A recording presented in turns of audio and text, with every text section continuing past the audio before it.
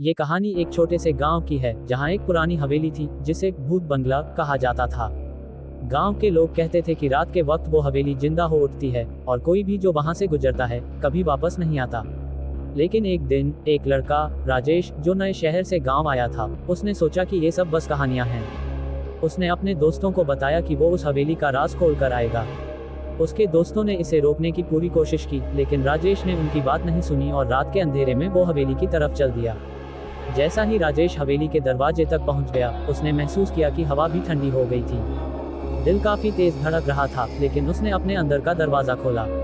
अंदर घंटी की आवाज सुनाई देने लगी, लेकिन आपने अपने आप को संभालते हुए आगे बढ़ने की सोची। हवेली के अंदर सब कुछ पुराना और धुंधला था। दीवारों पर पुरानी तस्वीरें थीं और एक अजीब सी खुशबू थी। राजेश ने अंदर जाना शुरू किया और हर काम देखा। हर कमरा एक दूसरे से मिलता था, लेकिन सभी में एक ही चीज थी, अंधेरा और खौफनाक सन्नाटा। जैसा ही वो एक कमरा के अंदर गया, एक पुरानी कुर्सी हिलती हुई नजर आई। उसने सोचा शायद ये बस हवा का असर होगा, लेकिन जैसा ही उसने कुर्सी को देखा, एक भारी साया उसके सामने आने लगा। अचानक कमरे का दरवाजा बंद हो गया और सारी रोशनी चली गई। राजेश का दिल तेज धड़क रहा था और उसने सोचा कि ये सब कुछ उसकी कल्पना का हिस्सा हो सकता है। तब उसने अपने कपाते हाथों से अपना फोन निकाला और टॉर्च चालू की। वो तस्वीर जो पुरानी थी अब जीवित हो गई थी। एक औरत का चेहरा था जिसे देखकर राजेश का पूरा शरीर खराब हो गया। वो औरत धीरे धीरे उसकी तरफ बढ़ रही थी। राजेश का मन कर रहा था कि वो भाग जाए, लेकिन उसने आपको संभालते हुए देखा कि वो औरत उसके बिल्कुल पास आ गई थी। औरत ने धीरे से बोला, तुम मेरे साथ आओगे ना? राजेश का दिल गिर गया। उसने कहा, मैं तुम्हें कुछ नहीं छोड़ूंगा, बस जाने दो। लेकिन जैसे ही उसने वहां से भागना चाहा, उस औरत ने अपने हाथ उसके कंधे पर रखा।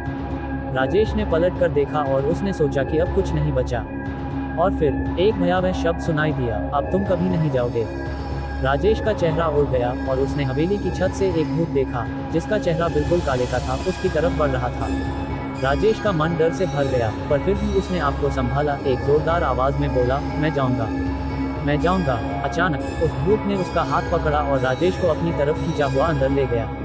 उसके बाद उस हवेली में कभी कोई नहीं आया, और आज भी लोग कहते हैं कि अगर कोई हवेली के अंदर रात को जाता है तो वो कभी वापस नहीं आता।